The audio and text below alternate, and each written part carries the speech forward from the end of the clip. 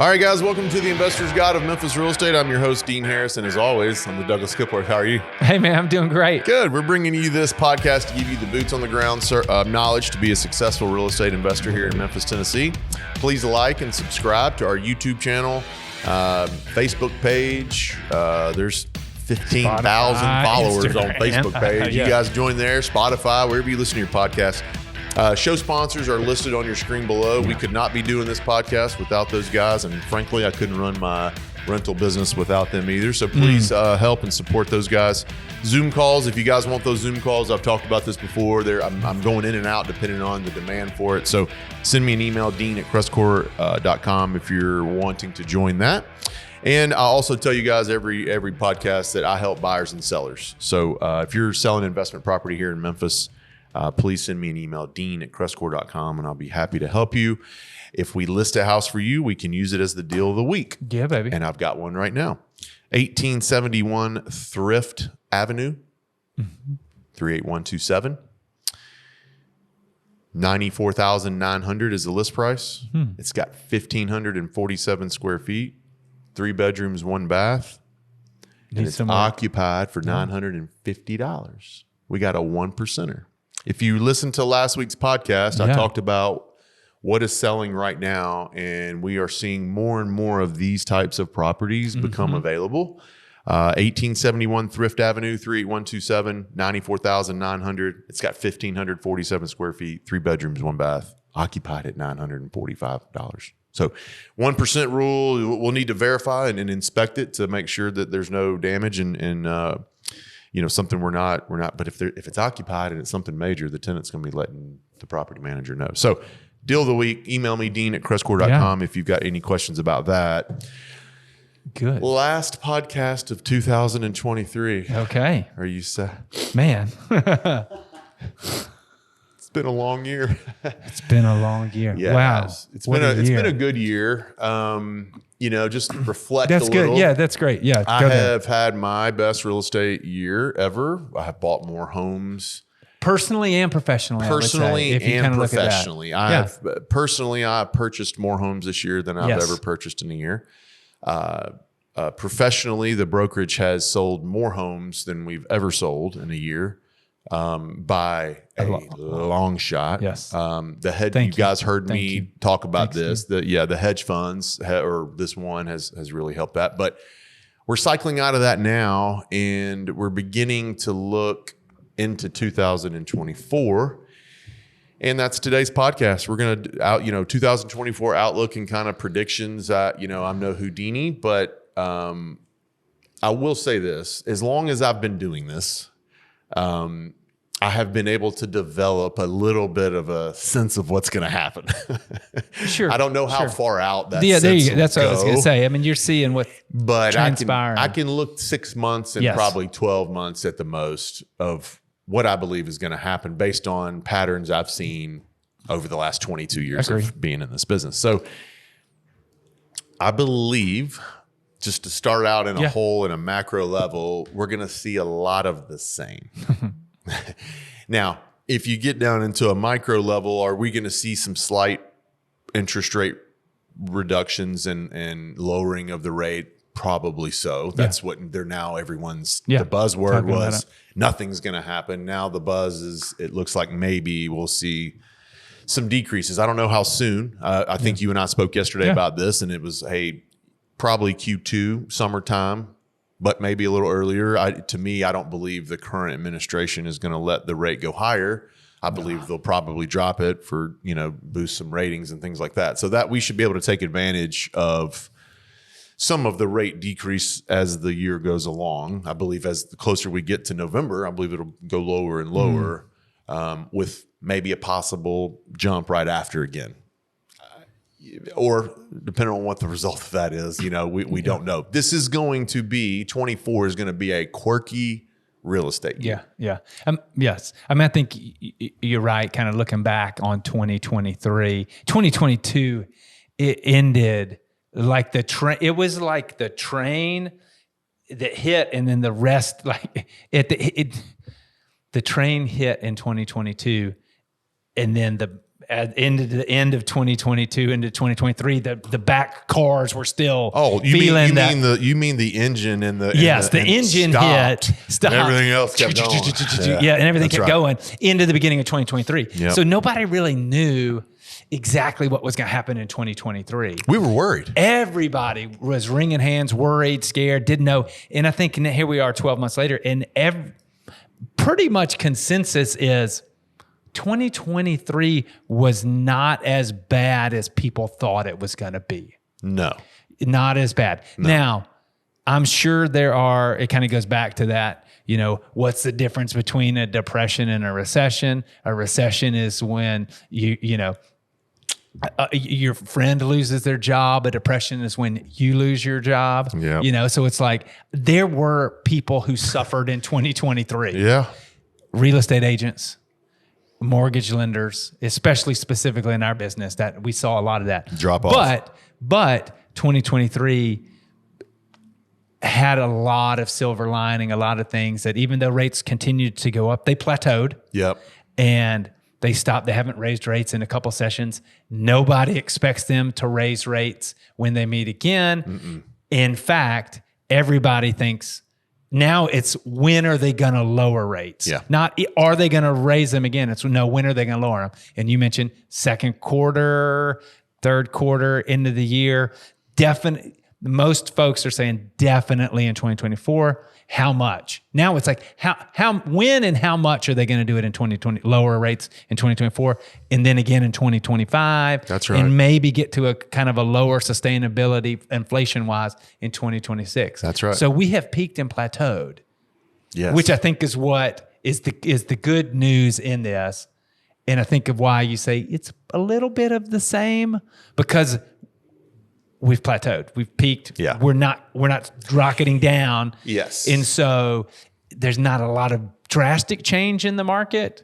So we might kind of have a little bit of what we've had the past few months, which hasn't been bad. And I both have bought. You've bought more houses than you ever have. Yes. In the past quarter. You bought that package in the past quarter, but even the other ones you bought this quarter are the most I've ever bought in one single year. So I've doubled massively what I've bought in a year. So to tell that's kind of my point. To sit here and call me and tell me you can't buy anything and it's not there, and I don't want to be an investor. I can't see anything. Yeah. Why can't I? You know what I mean? So there are properties to buy. There are opportunities that are out there, and I do believe what you're saying is right. We're on several with no increases. We're going to start to see some decreases. I read a stat, I think it was the Wall Street Journal, but every quarter point we drop, 4 million buyers into the market nationwide. So keep that in mind as well. As you begin to see the rate drop, you're going to begin to see prices maybe increase. Some, I don't know that it's just going to go wild because there's a backlog of stuff that's got to be sold. So I do think the interest rate more towards the election time we're going to have, and the biggest to me, and we can talk about this for a minute, is the mismanagement that's I believe is going to surface. Mm-hmm. So if you want to talk about outlook, I think the outlook we kind of just talked about a little bit with the interest rate. That's a little bit about what, others are saying outside kind of specialist or outside experts. The economists and experts, all the banks. I mean, they got staffs of hundreds of people that analyze it, that do this research and do the data, and they're all saying the same thing. Yes, not if, but when and how much. That's a little bit of an outlook. A little bit of a prediction from me is going to be this mismanagement that I've spoken about. Okay. We talked a little bit about it last week on the podcast. Right. Now, today, I want to focus a few more minutes on it. If you're that investor and you've got 5, 6, 7, 8 properties and you bought some of them in 2019, you're getting ready to have some interest rate refinances on your balloon or your whatever your balloon's most likely. Yeah. 5 years is typically what people get. Mm-hmm. So we're entering into that time frame right now. Yes. You probably had an interest rate of 4.5 to 5. You're going to be looking at 8.5 to 9 now. Yeah. I would think ahead. I would run those numbers and I would see if your portfolio is still able to sustain itself at 8.5 and 9. If it isn't, we need to get busy and get these properties sold. Because it might. Rents have gone up. Rents have gone up, so you very well could. What I'm trying to give people the advice here is check. That's right. Don't just assume, it's just time to refi again. I'm just going to refi and go. Well, things are going. If you did that in 19 and you're doing it now, it is going to be different. Way different. Yeah. Your payment is going to be different. Payment. Yeah. It's going to be a lot higher. So to talk about that level of mismanagement, I think is going to surface more for sure. and more and more. We're starting to see occupied homes at the market rent come up for sale. We talked about this last week. I believe there was a deal of the week 5 minutes ago that was a 1%er. Why would you sell a property that's occupied at 1%? Thrift is occupied at 1%, and I don't understand that. We don't have to get into this person's specifics, but at any point, if you have a 1%er, why would you move that? And I think last week I excluded the there's going to be reasons, personal reasons. People go through divorce and death and things like. Unfortunately, people move. They got to go on with life. It's new time. Jobs, new whatever. Can't afford it. I got to sell. Yes. So there's mismanagement, and that is all categorized under mismanagement, unfortunately, because you're selling in a hurry for the same reasons, right? Correct. It doesn't matter if you've had to go to divorce and you've got to sell. In my mind, it's mismanagement because we're having to sell something when we shouldn't, right? So there's different forms of mismanagement. The one that's going to be the most common is going to be poor record keeping. Yep. Under market rent. Yes. And probably condition maintenance on the home is going to swamp some people out. So that is going to happen this year. I say this for two different reasons. If you're the person that is under that mismanagement and you've mismanaged, we need to sell those houses. Yeah, we need to move those. We need to move them before it gets too close and you get desperate. If you're buying real estate right now, this is going to be an opportunity to come up for you to buy real estate right now, right? I don't mean steal it because no one is going to be able to steal anything, right? But to get an opportunity to buy that property that's occupied and cash flowing for a good, fair price is the time is now. Yeah. So a lot of people might say, hey, man, you're what a salesman. You figured it out for both sides. But, I mean, you figure it out. Tell me another way that I'm not making any sense with it. You've mismanaged and you need to sell. And you're in this market and you're ready to buy, there's going to be a whole lot of those things come and match up in 2024. I'm just here to tell you, I hope Alec will save this and play this for y'all's rear end next year at this time. And I'm almost willing to guarantee you, we look at each other and go, I don't know what level, but man, we saw mismanagement this year. We saw mismanagement in 2024. Look at us going into 25. What does that look like? Yeah. So I just want both sides to be prepared. Does that make sense? Of course, yes. And I think we talked about it last week when we were talking about mismanagement of what's happening in the market right now, and that is the mismanagement. We've both been there, right? You have mismanaged a property. Or two. Probably have one now. And sold. And I know I've done that. And you've helped me get out of many a bad situation of mismanaging. So it's not bad. I mean, if you mismanage, you mismanage. But what I was going to say about that is all in 2023, we saw mismanagement. It's a constant theme. Mm-hmm. And you have to be looking for it, and you learn how to look for it and learn to see that opportunity. So it's going to happen in 2024 and be ready for it. I heard this quote or this analogy illustration the other day, which I thought was amazing about being an investor, which is what we are and is who you are. And that's why you're listening to the show.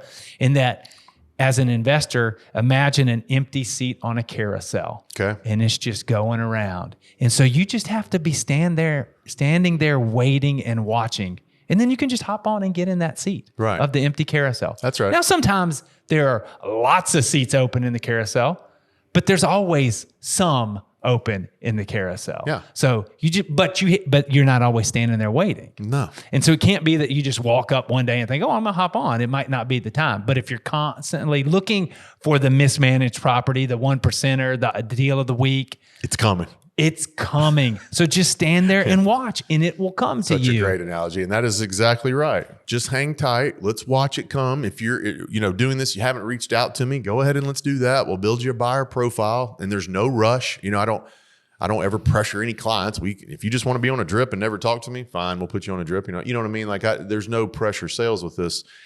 these things will sell themselves and this mismanagement will sell itself. Man, and I got to run with that for a second because we've talked about that before about building your network. It's like you want to build it before you need it. Yep. Like build it before you need it.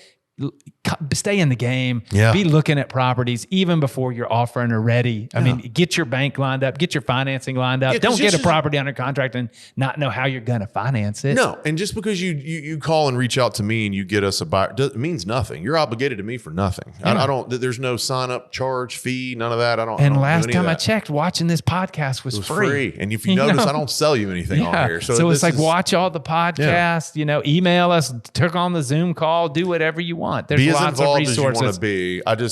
The theme for this podcast today, and we can wrap it up. But I'm going to say, hey, but when it comes to buying or selling a house, call Dean. There you go. I mean, that you got to do. But as far as learning and educating, take advantage of the free resources. We've done, we can sell it. I mean, I'll just say that. We have no problem moving it. Yeah, reach out, Dean@CrestCore.com. Mismanagement is going to surface. Any other predictions or outlooks for 24?